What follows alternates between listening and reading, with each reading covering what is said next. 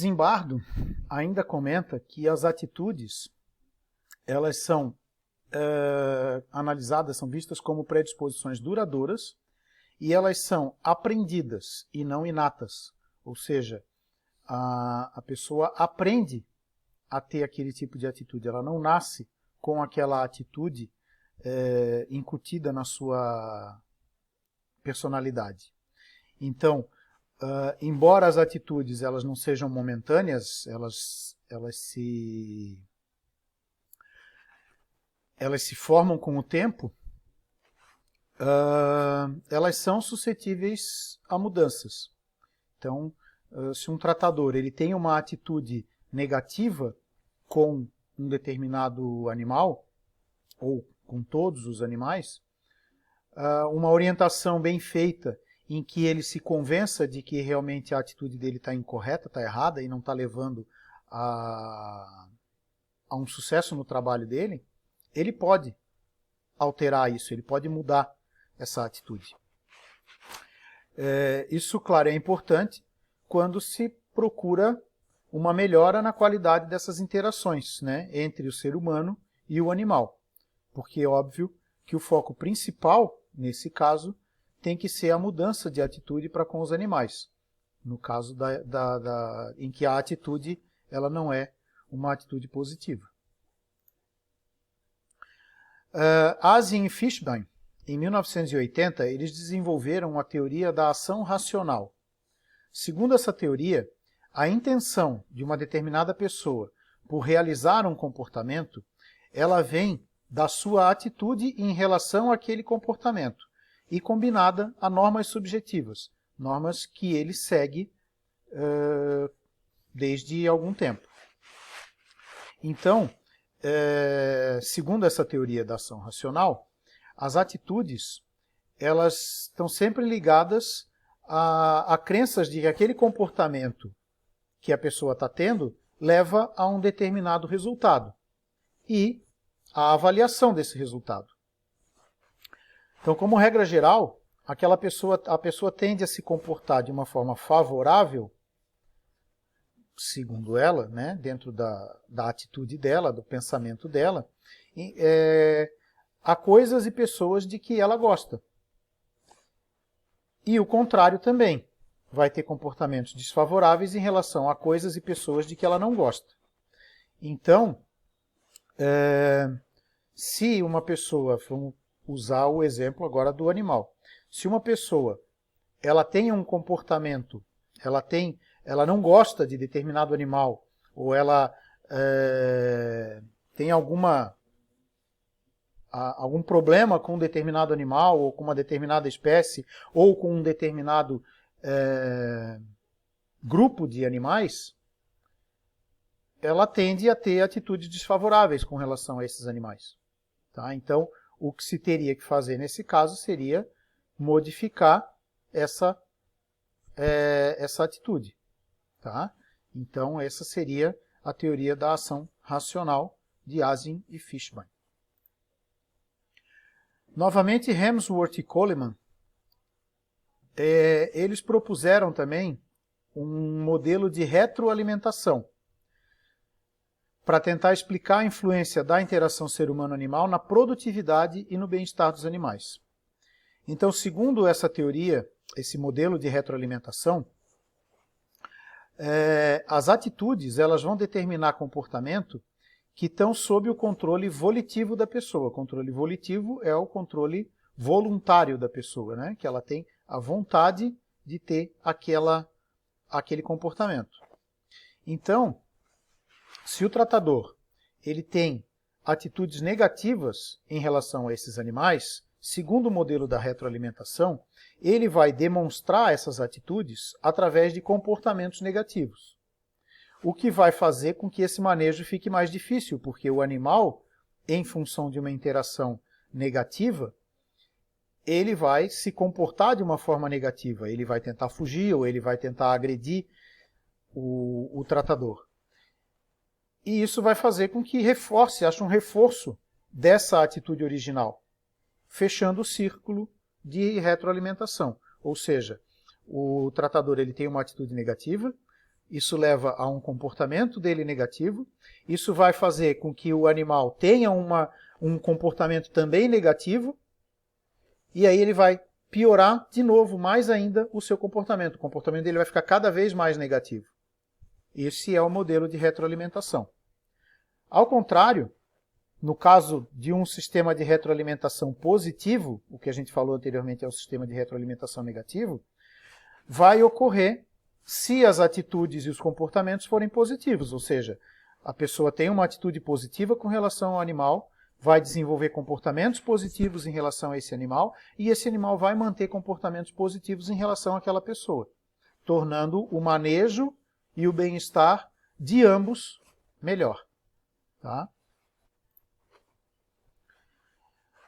Então, pessoas, segundo Boivin, em 2007, pessoas que tenham atitudes positivas em relação aos animais, elas vão ter atitudes positivas também em relação ao manejo desses animais. Tá? Não é uma coisa tão óbvia assim, né? A pessoa que tem atitude positiva, ou seja, ela gosta do animal, ela pretende ter uma atitude positiva, ela vai ter muito mais chance de manter essa atitude positiva na hora de manejar o animal, na hora que o animal tenha eventualmente um comportamento que aquela pessoa não esperava, tenha um comportamento negativo em relação àquele manejo, ela normalmente vai ter mais calma, mais tranquilidade para tentar contornar isso e fazer com que o animal tenha uma reação positiva. Se a pessoa já tem uma atitude negativa em relação ao animal, se o animal reagir de forma negativa, é aquele modelo da retroalimentação que a gente viu agora há pouco. Tá? O Mahler, em 2005, ele fez um estudo em 198 propriedades e ele encontrou uma correlação positiva entre crenças positivas dos manejadores sobre o comportamento de vacas e aspectos relacionados à sua própria qualidade de vida, a própria qualidade de vida do tratador. Tá? O que reforça a questão da retroalimentação positiva. Lenzink, em 2000, ele elaborou um estudo em que ele determinou que existem diferenças entre homens e mulheres na qualidade da interação com os animais. E as mulheres, elas promovem, em média, uma relação melhor. Tá? Então, provavelmente por serem as mulheres mais maternais, serem mais equilibradas normalmente do que nós homens, elas acabam tendo uma chance de ter uma interação positiva mais do que os homens. Tá? Isso foi o que o Lenzink, em 2000, determinou. Não quer dizer que as mulheres não possam ter interações negativas. Elas têm menos interações negativas do que os homens. Uma outra questão no comportamento humano e animal, elaborada por Hemsworth em 2003, diz respeito à satisfação com o trabalho. Então, aquela pessoa que está satisfeita com o trabalho, está fazendo aquilo com prazer, está bem remunerada, está fazendo aquilo que gosta, num ambiente de trabalho bom, ela tem maiores possibilidades de ter interações positivas do que aquela pessoa que está insatisfeita com o trabalho. Isso é óbvio e não acontece só com os tratadores, né, e manejadores. Isso acontece em todos os ambientes de trabalho em geral. Uma outra questão, então, através do comportamento em relação aos animais, o tratador ele tem um papel importante, tanto no bem-estar como na produtividade dos animais. A gente vai ver isso um pouco mais à frente, que não é só a questão do bem-estar, mas a produtividade ela é impactada pelo tipo de comportamento, pelo tipo de interação que o tratador ele dispensa a esses animais. Um outro aspecto que, para melhorar o bem-estar dos animais, a gente precisa entender melhor a origem do comportamento humano em relação a esses animais.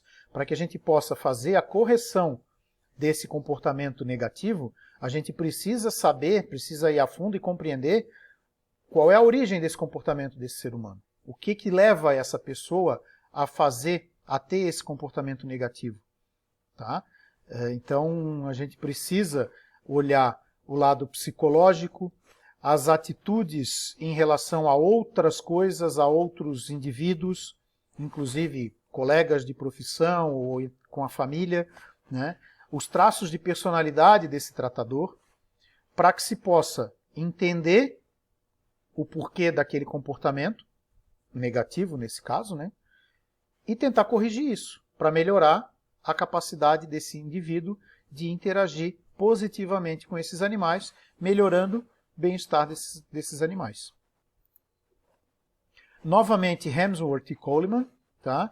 Eles demonstraram que através de programas de educação dessas pessoas que trabalham diretamente com os animais, abordando 3 aspectos principais, que seriam a biologia animal, então o funcionamento fisiológico daquela espécie que está sendo trabalhada, a percepção dos animais, a forma como eles estão sendo tratados, ao tipo de manejo que está sendo executado, e a percepção dos humanos, dos tratadores, em relação a esse manejo.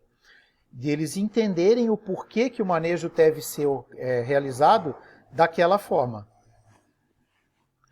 Isso seriam formas, né, a compreensão disso tudo, dentro de um programa de educação dessas pessoas, para melhorar o ambiente social desse trabalhador, melhorando as atitudes e comportamentos dessas pessoas, alcançando com isso uma melhora na produtividade, novamente, e no bem-estar desses animais. Tá?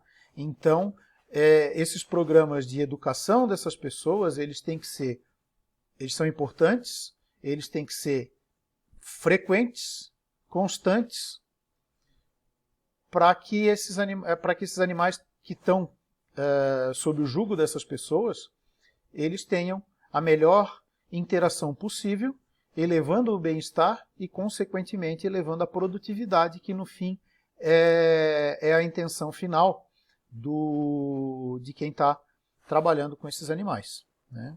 Afinal, eles são animais de produção. O fim disso tudo é o lucro de quem está à frente desse trabalho. O contato do tratador com os animais e as consequências sobre o comportamento desses animais. Então, as interações entre humanos e animais, elas envolvem todos os sentidos, tá? Tato, visão, olfato, paladar e audição. Todos eles estão, de alguma forma ou em algum momento, envolvidos dentro da interação dos seres humanos com os animais. Quanto à sua natureza, esse contato ele pode ser positivo, neutro ou negativo, ou seja, ele pode ser bom, ele pode não interferir, não ser nem bom nem ruim, ou ele pode ser ruim, negativo. Boa parte dos contatos entre tratador e seus animais está relacionada a estímulos negativos, como a gente viu anteriormente. Vacinação, tratamento veterinário, manejo para o transporte principalmente, tá? São estímulos negativos. Então, é importante que se faça uma avaliação criteriosa de uma forma menos estressante para os animais nesse momento desse manejo, para minimizar esses estímulos negativos. E, claro, essas experiências negativas, principalmente envolvendo tratamentos veterinários, segundo Lewis, Hurn e Hurnick e segundo Gomes, tá? Eles podem influenciar na resposta dos animais, aumentando a reatividade, piorando a interação.